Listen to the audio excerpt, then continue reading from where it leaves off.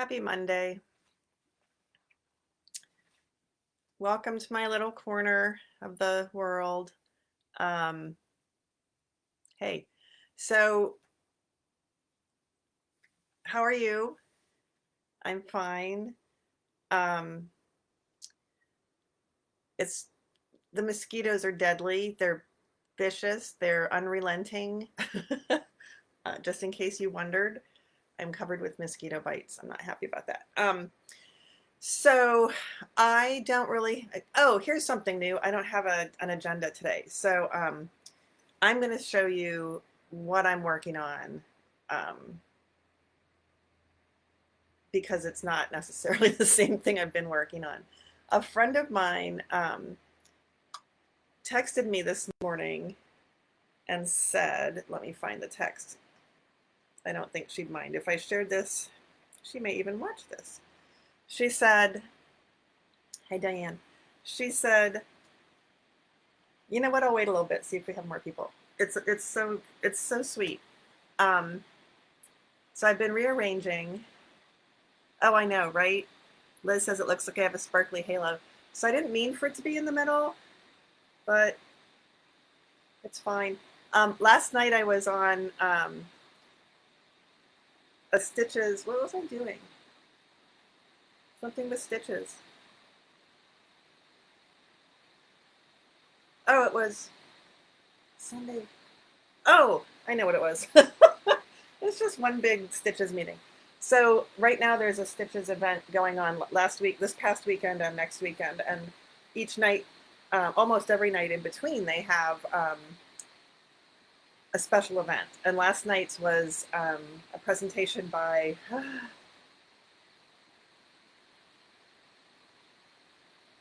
I'm blanking on her name, and I apologize, but she's the woman behind Cherrywood Fabrics.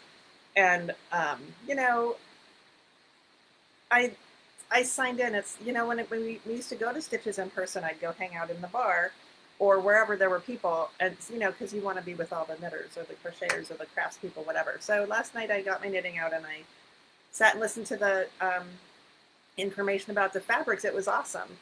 And if you have been to a Stitches in the last few years and you had the good fortune to go to one where they had the I'm going to say trunk show, the traveling show from the quilts. Okay, so Cherrywood Fabrics has been issuing a challenge each year, maybe not each year, but let's say each year. One of the themes was Prince. They're located in Minnesota. One of the themes was Van Gogh. One of the themes was Lion King. So each time they have a new theme, and people submit entries, and there are winners. And then there's the show of there's a traveling show of or more, one or more traveling shows of the winners that travels. Duh. So I saw the Prince one, and I think I saw the Bob Ross one. There was a Bob Ross one, and this year it's Princess Di. Or last year it was Princess Di. This year it's Princess Di. So they haven't announced the winners yet. But anyway, that's that company. And so I was listening. Very, very. She did a very good presentation. It's very cool to listen to a fabric dyer and seller because I'm not in the fabric industry, although I have used fabric. I know what fabric is. And then my dog walks in, and I don't know what she did in the corner, but my tree fell over. I was like, Clara, what are you doing? So I apparently need to weight it down a little bit. There is just dead air back there. It's just floor. And I have, some big baskets I could put there and fill with knitting projects, and that would weight my little tree down. But I'm like watching my tree fall over. Timber. So I got this text. I woke up and, you look at your phone, and I got this text from my friend. And she said, I have to tell you, I had a dream about you last night. And I had just been talking to her last night, actually. So it's not totally out of the ordinary or out of the realm of possibility. Ha! Look at me getting words. You had finished all of your unfinished knitting and crocheting projects and put together this big art show.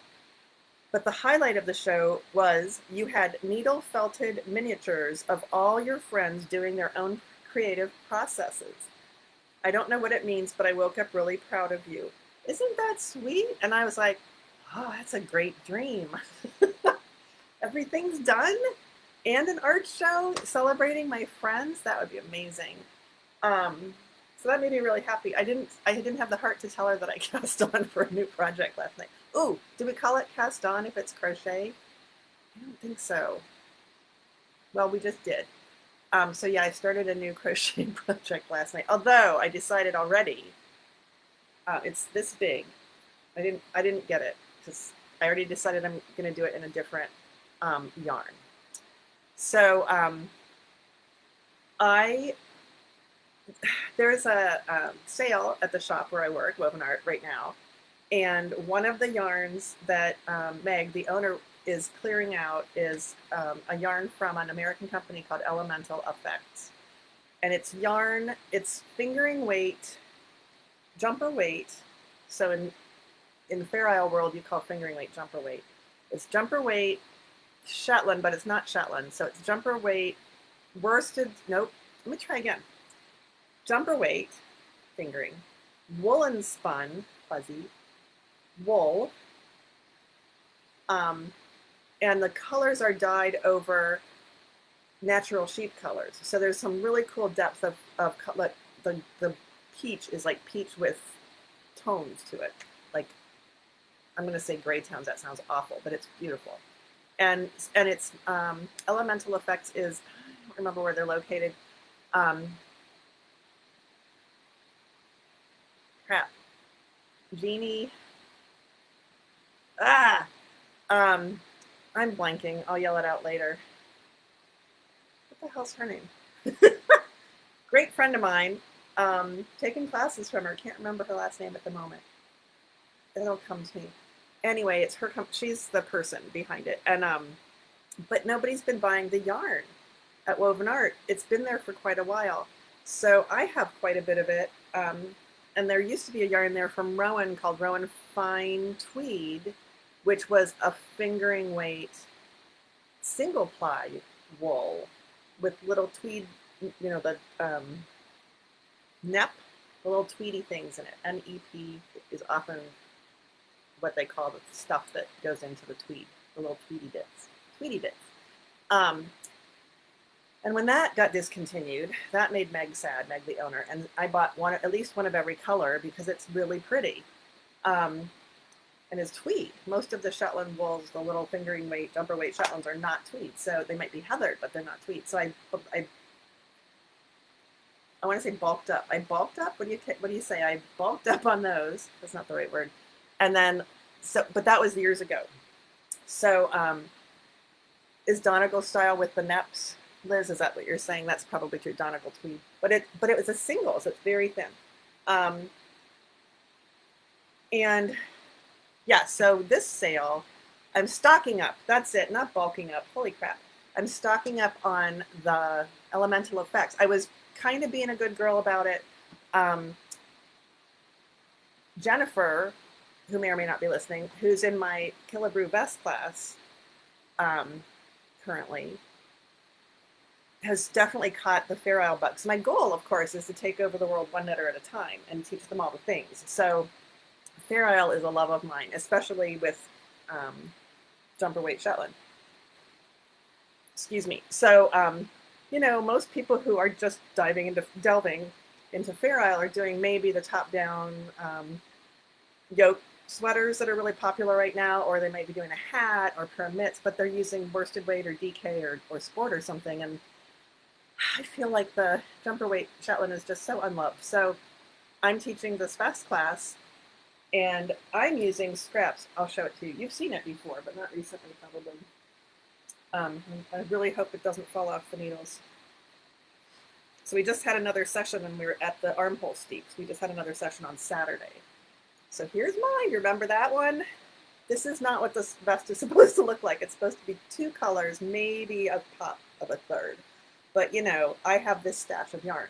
So that's where I am. It's up to the underarm, and now I'm going to start the armhole shaping, and then in another inch or so, I'm going to start the V-neck shaping. It's a pullover vest. So Jennifer, this was the first time she'd done Fair Isle, the first time she'd used the teeny tiny wool yarn, and she fell in love with it. So when she came into the shop for the sale, I said, you know, you might be interested in this yarn that's on sale, that it'd be nice to build like a library of the yarn. So she did. She said, Sarah made me do it, but you know, she has the bug and she's gonna like having the yarn around. And then Marilyn came in. Marilyn's not in the Killebrew Best class, but I've already drawn her over to the dark side of Fair Isle Knitting. And she stocked up, or bulked up, if you want to say, on a bunch of that yarn. And then before I left work that day, I'm like, oh, you know, everybody's going to buy all the yarn. And so I went and bought one of almost every color. There's one color that I just do not like, and I should buy it anyway. That's part of the point of stocking up, is buying all the colors that you wouldn't normally buy so that you have them, like for a bit of pop or whatever. So, oh my God, I'm going to have to buy some on Wednesday. But they're 50 gram hanks. They're, are they 50 gram or are they 25 gram? No, I don't remember. But they're on sale for less than $4 a piece. And there's only, and then when I wasn't there, or when I wasn't paying attention, I think, somebody else who I know, but who's not in any of my little Fair Isle, like I don't think I dragged her over to the dark side, but she came in and bought a boatload. And then Helena yesterday, because I was there yesterday, so now the sale started on July 1st, so now yesterday we were 11 days into the sale, and Helena, who is taking the Killebrew Best class, came in. And, you know, I chit-chatted with her for a while, and then I said, and it was obvious, she brought in her vest to show me, because she had missed Saturday's class. So she wanted to make sure she was doing the thing correctly, the thing being starting the steep, casting on for the steep. And after we talked about it, it was very obvious that she was so in love with the yarn and the process and the pattern and the fabric. And I said, so you might be interested in looking at this pile of yarn over here. And she bought a whole bunch of it. There's hardly any left. So I feel, I texted Meg and told her what had happened. I'm like, there's like, you know, 8 skeins left, maybe a little bit more from however many we had, lots. And I said, I don't feel the least bit guilty because this is a library you're building up of yarn at a really good yarn at a really good price that you won't, well, it's the company's still in business, but Meg's not going to carry it anymore because it hadn't moved for years. And these 4 or however many people are not going to be able to sustain her bringing it in again.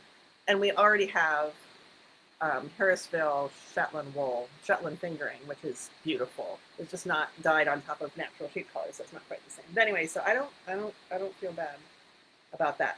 So I bought this giant bag of yarn and brought it home, and I went to put it away. Well, you know, no, I didn't. I don't put any yarn away. I was going to blend it into my stash, but why did I do that? It is my stash. There's no this about it. And no, I don't think I talked about this before. So I've had and if I did, I don't care, I'm going to tell you again.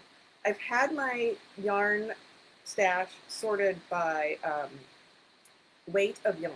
So, you know, fingering, lace, fingering, sport, DK, worsted, Aran, and then whatever else. And then I have like separate stash for cotton yarns, separate stash for linen yarns, separate stash for acrylic yarns, separate stash for, oh my God, the Christmas stocking yarns. And over the years, I've kind of culled it down to those basics. And I don't have novelty yarn really, or, you know, it's pretty basic. So it's been, it's like, just thinking about my yarn. It's been sorted by weight, and then within weight, I had it sorted by fiber. And lately, my draw is to color, and I've been mixing weights of yarn in different projects. So I decided, since I had to bring all these new babies into my family, these new yarn babies into my family, that I would resort still by weight. I was going to do it all by color, but then I thought, no, I still like having it by weight. And then within No, Sarah. Yes, Sarah, by weight and then by color. So I started with the Shetland wool, which is in a different, it was in a different box. It's still in a different box from fingering weight because it's a different, it's not a different animal, but it's the woolen spun that's good for the Fair Isle that I like to do. So we're just putting that in boxes labeled Shetland, boxes labeled Shetland, even though it's not all Shetland, but it's that kind of wool. And I took all the Shetland wool I already had and all the Shetland wool that I purchased, which again wasn't Shetland, just bear with me. Just let me call it Shetland wool. And spread it out on my bed. I have a duvet on my bed without a cover, so just that white, cotton. And I just dumped it all and sorted it by color and made a beautiful pile, rainbow pile on my bed. And then I looked at it and I'm like, I want to knit all that yarn. Like, I want something that looks like that pile, that beautiful rainbow pile. Just realized that my fan's running hard again. Sorry. It wasn't earlier today. I'll go close the other browser in case that helps. Probably not. Yeah, so I want to knit all the yarn and make something that looks as beautiful as that pile of yarn did on my bed. But while I'm pulling it out, there was a bunch that, and then, and not just the yarn that had been in the plastic boxes and not just the yarn I brought in, but I've had bags of yarn that I was going to make into things or that I've decided not to make into things. Some of it has been in these bags for a long time. I was going to say decades. Probably not decades, but years, some of it. And the bags weren't necessarily closed on top. So I'm trying to bring everything together. I'm not necessarily downsizing, but I'm sorting. There's a word. I'm consolidating. Ha! See?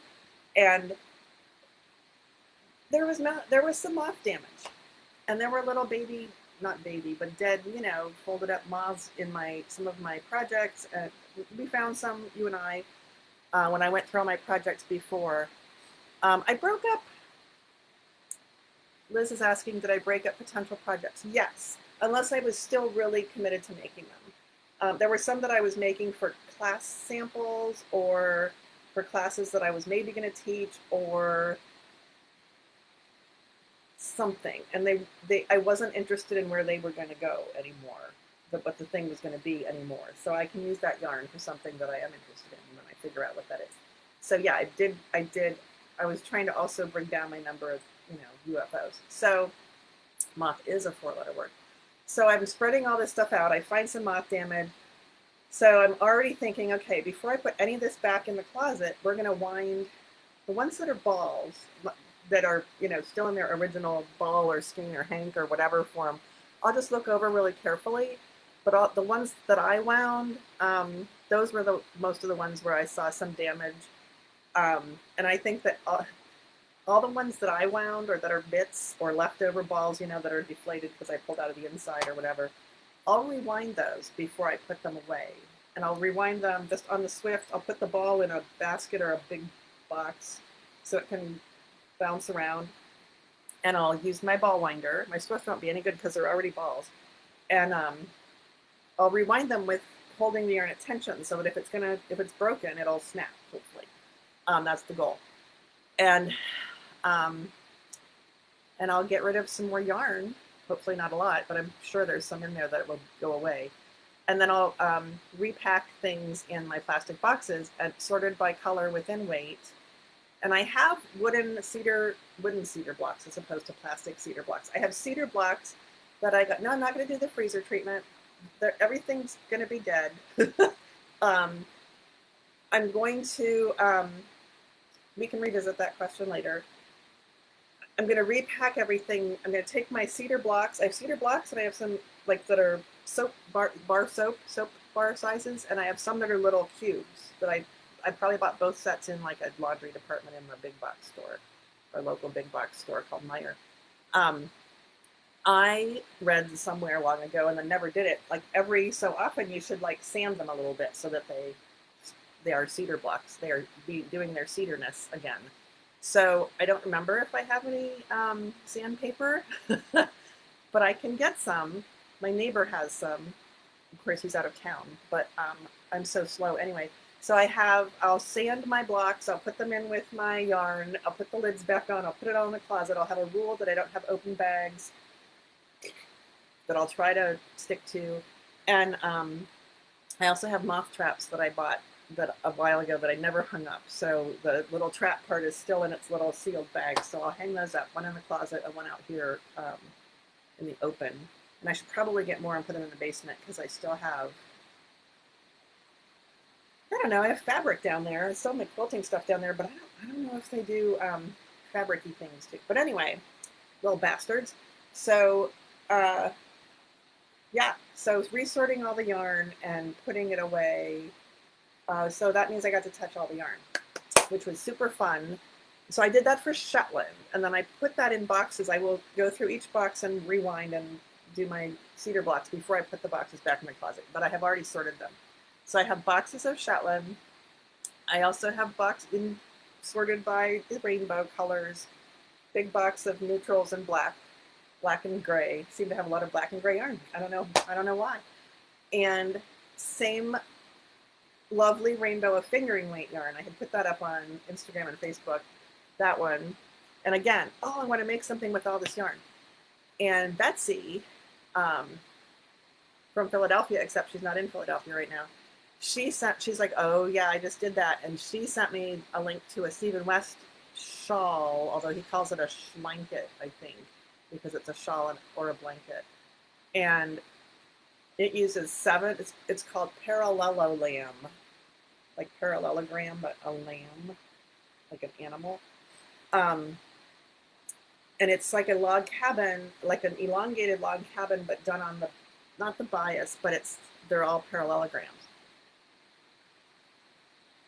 They're all slanty. So, and so it's meant to be used with 7 skeins of fingering weight yarn, like sock yarn. And it uses apparently most of them. Betsy used scraps or leftovers and showed me the before picture where she had her balls of color laid out. And I thought, well, that's interesting. And then she showed me, she's almost done, and she sent me a picture. I'm like, oh my God, I want that. So I haven't purchased the pattern yet because it dawned on me like the next day. There's probably other patterns out there too. There are, in case you were wondering. So trying to figure out what I want to make. So I did that with Shetland. I did that with fingering weight. I did it with Sport and DK. I thought I was going to have the most of Sport and DK, and I had the least of those. That's probably because I'm knitting with that weight a lot right now. Maybe it's all in the bags here. And then worsted. And then I would have a box for, and I put Aran in with worsted, you know, Aran, heavy worsted. The Craft Yarn Council numbering system for weights of yarn lumps worsted and heavy worsted and Aran all together. And they're, you know, I put them all in the same box. I don't have that much that's heavy worsted. And then I had like one yarn in 3 colors leftovers from a hat that is bulky. That's it. So it's not even getting a box. I put it in a bag, I'll make a hat, it'll be out of my life. That's where those bags of yarn come from. Yeah, so I had 1 hat's worth of bulky yarn, and I get confused between bulky and chunky, so I just don't care. It's bunky or chunky. And then last night, when I'm trying to find a home for some of my linen because I love linen, but I have made a lot with linen. So there's some that I just don't want to use. So I sent out a bat signal to somebody I know who loves linen. We'll see what she's going to say. And if she doesn't want it, I'll maybe offer it out into the world. So I want to make all the things. And I looked at, so I was looking at Ravelry. I almost said Facebook. And because that was the link to the shawl that Betsy had sent me. And hers is gorgeous. Everybody who did just the 7 colors of sock yarn, it's, you know, it's fine. It's not as gorgeous as a stash one. And I'm like, 7 yards, right. That'd be a tiny little blanket. 7 400-gram skeins of sock yarn. That's a lot of yarn, but I have more than that. And I want more of a blanket. I don't think you can ever have enough blankets. Um, yeah, I started looking at blankets that use fingering weight, the advanced search in Ravelry, blankets, fingering weight, knitting or crochet. A couple more parameters. I said blankets or wraps, I think. I decided I could do shawls too. And I ended up with not an overly huge, there were more parameters, but not an overly huge number of things to look through. And I stumbled on a designer whose name is, oh, I'll tell you. I don't know what their name is, but their business name, the name they're doing business under is It Takes, nope, it does not, that's not it. It's not the business name, the pattern name, the pattern series, her business name, you know, like hand knitter, holy cow, is The Hat and I, like the cat and I don't know. And her, I think her, I don't know. Their name is Marken, M-A-R-K-E-N. So I put all these in plastic, but because why not? Well, looky! Isn't that pretty? So that's one of them, and that's they're using like Red Heart yarn that's elongated, long color repeats or variegated yarn, and their patterns are very nicely done. I haven't worked them yet, but they're the photographs. They have the most. I assume it's their son and daughter. Adorable. But I bought like 4 blankets and 2 shawls, and they have really cute like not really amigurumi, but flat little animals and flowers, and I spent a little bit of money. Not just a little bit though. Under it was like $25, $26, and then you get a discount if you buy certain amounts of money. So if you buy certain amounts of money, if you spend. So anyway, that was a late night thing. I used to wake up to sparkly nail polish in my shopping cart, and now it's knitting patterns and crochet patterns. So, and they're PDFs, so I had them right away. So last night I cast on, except it was crochet, for a different one that's like that, but it's just one loopy, and it's strips that you'll then put together, because I think that committing to putting things together will be good for me, because it's not my favorite thing to do, but they're all crocheted. They're a crochet designer, so I will be, and I'm trying to, you know, get better at crochet. So and use up all my yarn. So the box I forgot to tell you, boxes, 2 of them that I forgot to tell you about are the Crazy Mill Ends, because I apparently have a lot of those too. So I started with the Crazy Mill Ends last night, which aren't the fingering weight or the Shetland. That's sport weight, and I don't think you call it cast on, but I chained on for one of the crocheted Afghans. And I'm about this far, I think I told you that somewhere earlier today. As I get a little farther, I'm like, this isn't a color change. It's not the same kind of color changing yarn, and I don't think I want to use it for that Afghan. So I'm thinking of trying. Do we see much crochet with the woolen spun fingering weight? I don't know. So I'm going to try using all my colors of that and spit splicing them, so I don't have a lot of ends to weave in. And then that reminds me of the Afghan I started 1,000 years ago that's not done and is probably moth-eaten because it's been in an open bag. Where'd it go? I don't know. I put it somewhere. It's not there though. Probably in the closet. That's probably all moth-eaten by now. And that one's strips of rainbow colors, mixed with black, surrounded by black, and it's almost done. I needed one more yarn, and it's probably moth-eaten. I'm going to have to pull that one out and look at it. But you know, I could have more than one rainbow strip Afghan, right? I think so. So I don't know. I'll have to look and see if people crochet with the fingering weight Shetland. But I don't know what. So I started and then I didn't. I'm not going to. It's swatching, and it was successful swatching, so I'm not going to use that yarn. But I want to use my crazies for one of the blankets, and I want to use for a blanket. I want to use my crazies for a blanket, and my Shetland for a blanket, and my fingering weight yarn for a blanket. My worsted For some reason, I don't want to make a blanket out of worsted weight yarn. We'll see. That took a lot longer to explain than I thought it would. But that was me touching all my yarn, going through, sorting by color. Maybe it made me really happy. Maybe next time, I won't remember. If I can figure out where that Afghan went, I bet it's in the closet. I will maybe show you the rainbow Afghan. It's beautiful. I hate to pull it out and find, I know I'm going to find some damage, but I just know it. Stupid moths. It's been how many years I've been knitting, and I've never left the bags open that long? I don't know, but learning my lesson, that's the best way to learn a lesson, right, is to have it be a bad lesson. So I'll get my moth traps hung up and rewind my yarn and put it back in the closet. Clara's going to dig for you now for your listening pleasure. So that's the sad story. That was supposed to be like 5 or 10 minutes at the beginning, but that's a sad story of 4-letter words and the happy story of me touching all my yarn and buying some more and enabling people.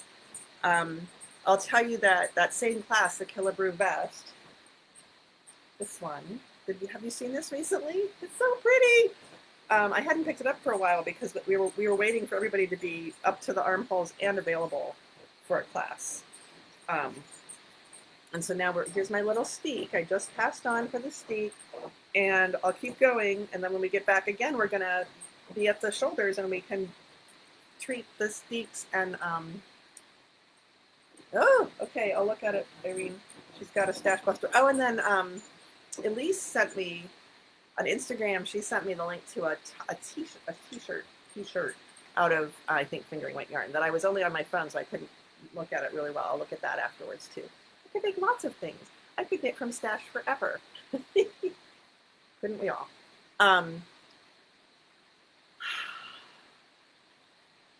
What was I just talking about? Oh, so the next time I have the vest class, the next session, we're going to be ready to cut open the neck steep and the armhole steeps. Boy, I thought I was, okay. And we have a choice. Steeks are a little bridge of stitches that you're going to cut to open up a hole in your knitting, which will be an armhole or a V-neck or the front of a cardigan. Might not just be a hole, might be a whole slit opening up a tube, in case you didn't know. And before you cut, you can do some things. One thing is to do nothing if you use the right kind of yarn, and the right kind of yarn is a woolen spun jumper weight Shetland, which we did, whether or not it's actually Shetland. Shetland being a place that the sheep are from, a breed of sheep from a certain place, but there are similar woolen spun yarns. And that's one, is to do nothing and just cut. Step 2, if you're super scared, you can machine sew on either side of where you're going to cut and then cut. Step 3, not step 3, but choice 3 is you can do a tight crochet chain up either side and then cut. And the 4th choice, which I've never done and I had sort of heard of out of the corner of my ear a year or so ago, and then I heard it mentioned again, and then I looked it up, and there's an article, I'm going to call it an article, blog post maybe. I don't subscribe to Modern Daily Knitting, which used to be called Mason Dixon, if you're familiar with that, and now it's called Modern Daily, still MDK. And I don't subscribe, I should, but I should also subscribe to a bunch of things, and I'd still never get any work done, so I choose not to subscribe. But I looked it up and found it on their site, felting a steek before you cut it. And I think Lynn, who used to work at Woven Art, she retired right before COVID, coincidentally.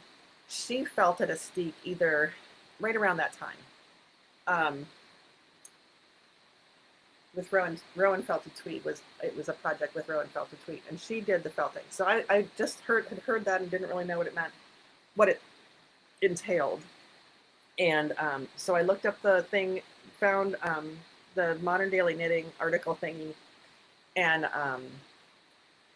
so if you type in felted steek, or maybe felted knit steek, A, autocorrect will change it to steak, S-T-E-A-K, and B, when you've recorrected, that'll be one of the top choices to look at. It's Modern Daily Knitting. And so if you've ever seen a felting mat, which is really, it looks like a brush on its back, like a big scrubby brush on its back, You lay the part to be felted, the steek, on top of that very gently. And then there's a thing called a felting needle, which I've stayed away from because it's very sharp and has a barb in the end. And I have had enough trouble with enough sharp objects that I know I should stay away from felting needles. But there's a thing, it's sold by Clover. They make the mat that I'm talking about too. There's probably other makers, but I don't know about them. They make one that's got 5, I think, felting needles all at once. And then it has like a clear tube around it. And so as you push down with the felting needles, the tube retracts. And so you can, without getting your hands in the way, you can be jabbing 5 needles at a time. And the idea is that you're going to make a solid mass of the fabric. And what I didn't expect is that the top still looks like this, like the stitches. It smooths out, but still looks like the stitches. And on the back, after you cut it, it's a little fuzzy mess, like a little, not a mess, a little piece of fuzzy felt. So you're really just felting the backs of the stitches, I guess. It looked really cool, and I want to try it. So I showed the article, blog post, whatever, to my students on Saturday, including Jennifer and Helena, who helped me buy up the yarn at Woven Art, the Elemental Effects yarn. And they were interested, and Linda, who did not come in the shop and buy that yarn, but I think this, the vest that she's making is from that yarn, so she did help. Yeah, I think it is. One of them is. She was on board for that too. So I talked to Meg about Meg at Woven Art about ordering some of the 5 needled doohickeys and more of the felting mats, and I'm gonna try it. I'm excited. But our class isn't until the next class isn't until the end of August, so I have to wait till then. But that'll be new for me and new for them, and I'm excited about it. It looked really nice. If you go, I should have had the link ready to put in, but I don't.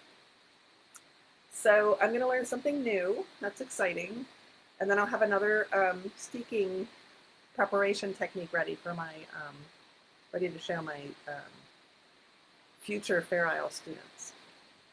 So that's good. So that's it. I could show you other things, but I sort of stayed on topic with Shetland weight stuff. That was the beginning of the story and the end of the story. So I'm pretty proud of myself. I have at least 2 more meetings already tonight, and I missed one this morning, and I had another one, and there's this one, just one big Zoom meeting. So last week, Fran, I was sort of working on the background, and Fran said she liked the black and white, or that the black and white looked elegant. So I'm staying with that for right now. These are all my sample, not all my samples, but a lot of my samples, and I can actually touch them. So like I could grab them while I'm teaching. But because they're mostly dark, it contributes to the black theme, the black and white theme. And then over here is a similar set of shelves, but that's where a lot of my UFOs are, so it's not quite as pretty. But I could aim that way too if I wanted to. And then down there could be more UFOs so that Clara doesn't knock my tree over again. But yeah, so I taught with this 2 sessions on Saturday, and it worked out nicely. Okay, I'm gonna click on Irene's thing to open that window. And then I'm coming back. Whoops, this isn't Zoom, Sarah. Coming back to see you guys. There you are. And that's it. I'm gonna see you next week. We'll see how many more projects I've started by then, and how many mods I've sworn at. Until that. So thanks for spending your Monday evening with me. If you're watching later, thanks for spending 39, 40 minutes with me. It's a short one. And I'll see you next week. Bye.